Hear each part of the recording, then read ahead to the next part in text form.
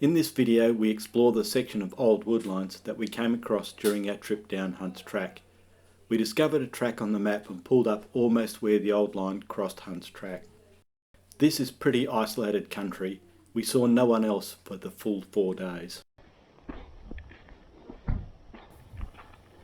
I took the time to walk around this old cutters camp just before the sunset.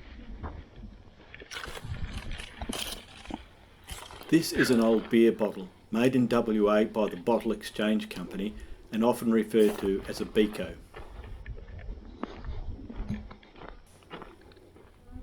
Here we have a broken cod bottle, so named after the designer Hiram Cod. Northern Brewery and Refrigerating Company. Refrigerating.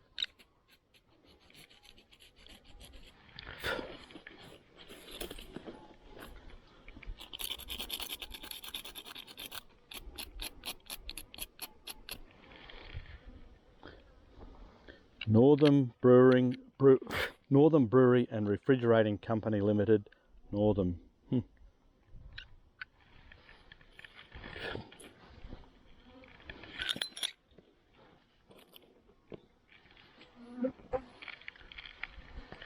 I found a cod bottle.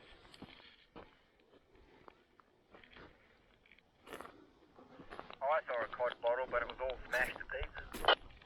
Yeah, the one I found was smashed, but it came from Northern. Keeping in touch with the base camp lets them know I am still okay, and it is something we do frequently, and we never leave camp without a radio.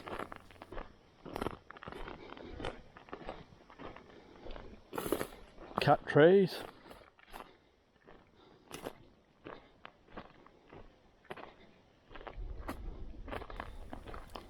This will give you an idea of what the bush looks like, and if you look carefully you will see the old tins that have been left behind nearly 100 years ago.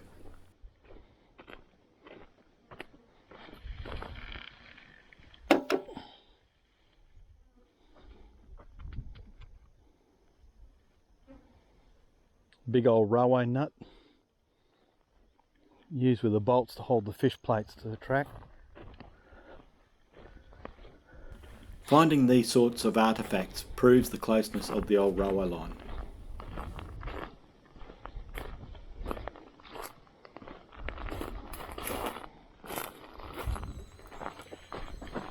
Looking back is a habit I have to make sure I know what the terrain looks like behind me. When returning to camp, I have some landmarks to go by.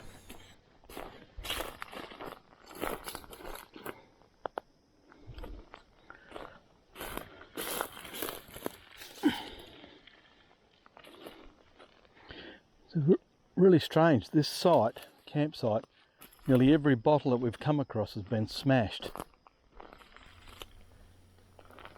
I don't know if this is the case here, but once bottle hunters would break the ones they didn't take, as it increased the value of those remaining.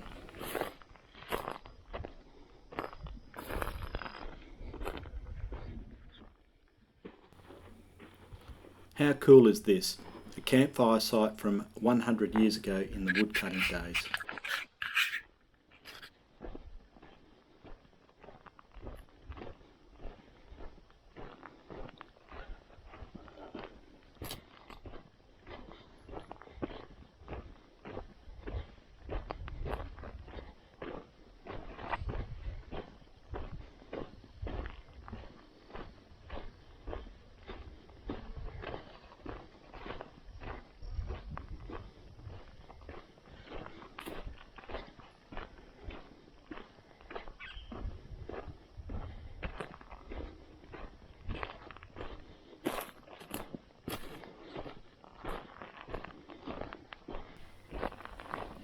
The peace and quiet out here are astounding. All the troubles of the world are momentarily gone, no news about COVID, and no troubling reminders of the unforgivable invasion of Ukraine.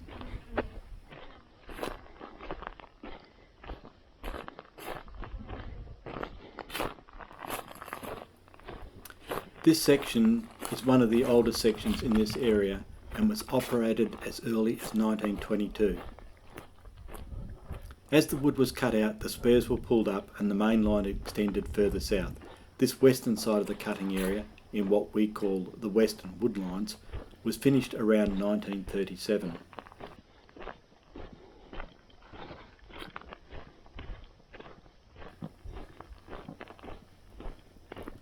Did you notice the old cans? The drone is a fantastic tool as it gives us a bird's eye view of the landscape. It also provides us with the ability to spot the straight line of trees that give away the route of the old railway line. As the drone moves forward, we can see the track that follows Hunt's route, and if you look carefully, you will spot our camp in the trees. The old railway continues northwards. The base of operations was Karawang near Kalgoorlie.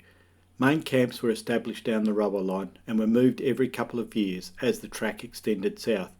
The woodcutters were mainly single men and their camps would extend south of the main camp. When we find a campsite, it is generally one of the cutters' camps.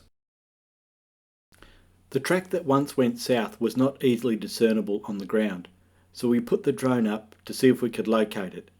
I am not sure, but there appears to be a track going in a southeasterly direction. This is interesting because it does not agree with the existing maps and should not be there.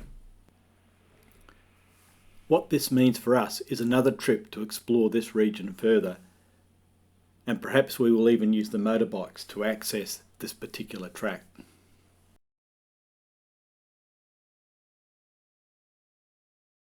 In the southwesterly direction there appears to be a curved track. Paul did try to follow this but gave up after a couple of kilometres. This is clearly a region we need to revisit.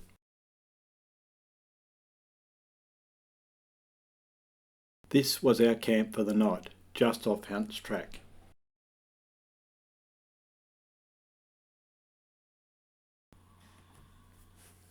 This speeded up view shows us exploring the campsite. There are tin cans on the ground and they appear as little black things from the drone, but wandering around allows us to discover treasures hopefully, just like the 1883 English halfpenny Stephen found. He always kicks over the old fires as he has previously found old pennies buried in the ash. Where there was a campfire usually means someone lived here for a short period. From the air, old tins can be seen lying on the ground.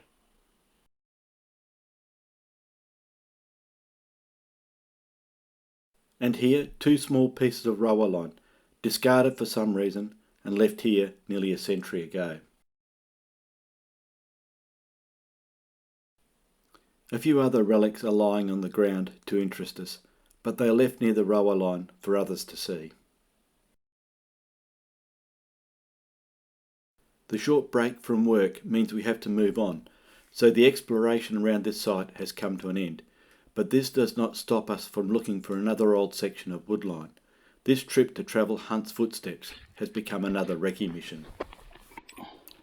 And no sooner than we get out of the vehicles, I stumble across a piece of the old horse harness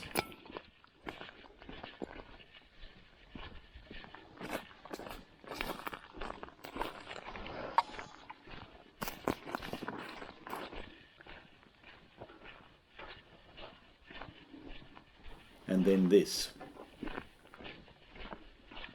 Oh, dray tracks. Dray tracks.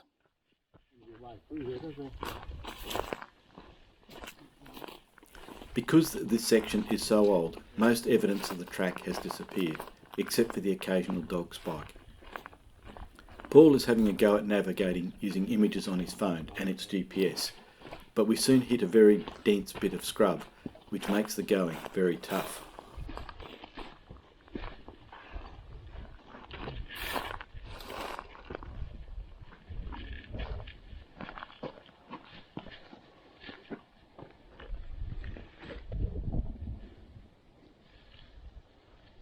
Maybe a little bit more to the right, but it's going straight through the... See it just there? We're pretty much on it, but it's heading that way. That way. And here, I can't see here, it gets blurry. I think we're on it, and it curves around a little bit. Well, it curves around onto the track we're on. but it looks like there's quite a few tracks in here, like gold tracks in here. There appears to be no way round this. We just have to push through. It is only a few hundred metres, but they take a long time to cover.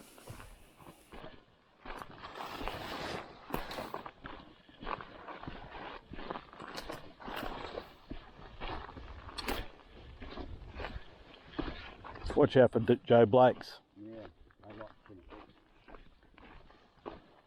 Best to get on them. Would you like a lot more noise? You know they were measuring the strike rate of snakes in general. The death adder is the fastest strike rate in the world.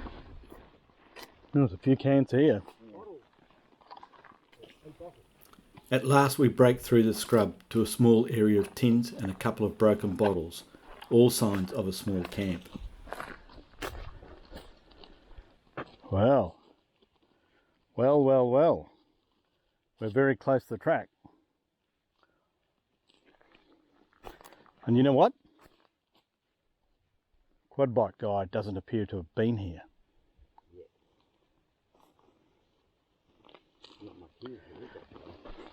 What's in the bottom of this bottle?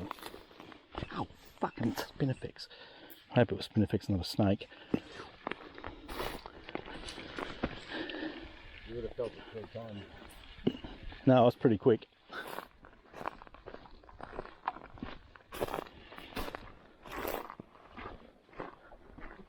Can you see this bit on Google Earth? This might be that lake thing that he was looking at. There's something shiny up there. This is very remote country and we are parked on a little used track. Right now we are nearly 4 kilometres from our vehicles. We are following the previously plotted route of the old railway line, though being able to identify this feature on Google Earth provides us with the confidence we are in the right spot. Even though we use electronic devices, between us we have a fair bit of redundancy should one have a flat battery or be broken. There's a cactus here. Yeah, I was going to say it looks a bit raised just there. Now it punches through this next thicket area and it comes to another clearing. But if we went this way, it extends. That's the way it says it goes. I'm reckoning it here's off to the right. No.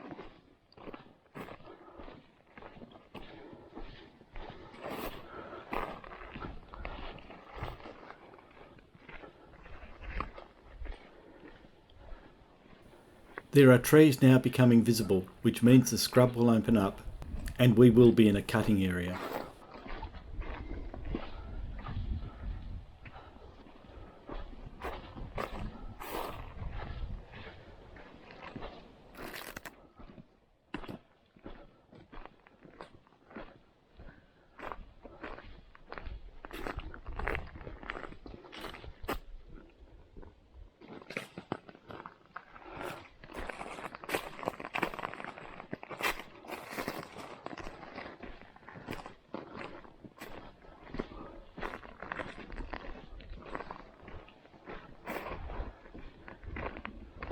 We've come out spot on where I drew the line on the map. Well, that looks like a Where? line there.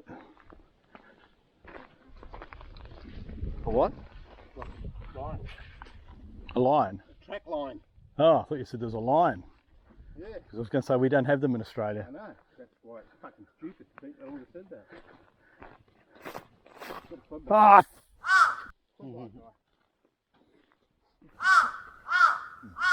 Now I know we are in the right spot.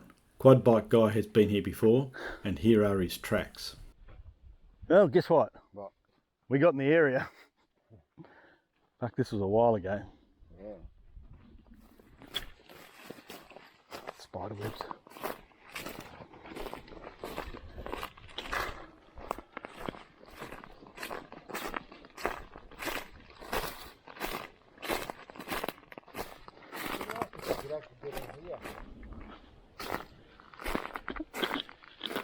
Oh, that's a cod. They live in the ocean. This is really old. The other two are wandering off in the distance, searching stuff out. But I'm still on where the roller line should be.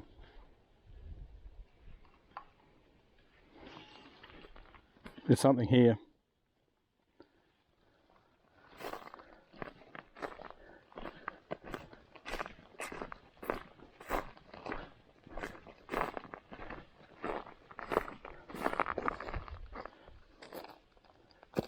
That is odd. Because it's one tree that looks like it's caught fire, but nothing else has. I don't know how far you want to go. All the way. Yeah, I don't know how far we're going to go. Alright, let's head back to the track. If we can get back to where those quad bike tracks were, along here. And we could just walk straight that way too. No, but if we did the quad bike bit, where you said a quaddy guy. Yeah. According to mine, that went to the road. Yeah. Well, we might be able to drive in there. Alright. When we come back, so let's have a look. Whatever this was dug for, because I reckon the roller line's here somewhere. Yeah. If that could have been a dam, you know, like for keeping water in. Yeah. And that means there'd be a horse yard or someone living here. There'd be something else going around, wouldn't there? Yeah. There was only that one broken bottle, but that shows how old this area is. After wandering around a bit, we make the decision to not continue walking any deeper into the bush. We no longer feel as if we had to follow the old railway track, and we don't want to go through that scrub again, so we plot a beeline back to Hunt's track. Navigation skills are important here. We are not following a path or track, we are following a bearing.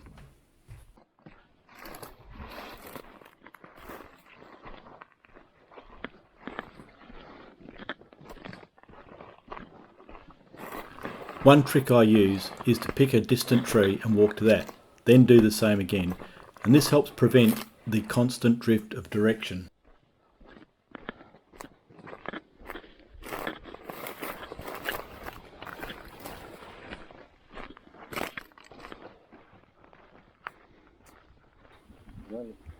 Well, we still had to push through some scrub.